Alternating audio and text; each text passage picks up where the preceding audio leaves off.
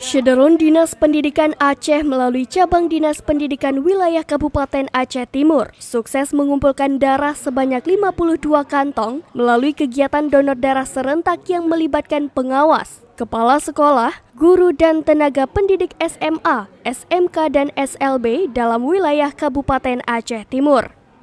Kegiatan itu dikoordinir langsung oleh Kepala Cabang Dinas Pendidikan Wilayah Kabupaten Aceh Timur yang baru, yakni Rahmat Syahputra SPD, setelah sehari sebelumnya dilantik sebagai Kacapdin Aceh Timur. Donor darah serentak itu dilakukan setelah selesai proses serah terima jabatan Kacapdin dari pejabat lama Abdul Jaban kepada Rahmat Syahputra di SMA Perla.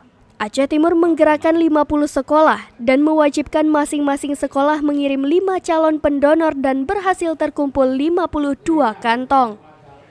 Program donor darah ini akan terus berkelanjutan secara estafet dilakukan setiap 4 bulan sekali dengan mewajibkan para ASN di bawah Cabdin Aceh Timur untuk melakukan donor darah melalui UTD RSUD Dr. Zubir Mahmud.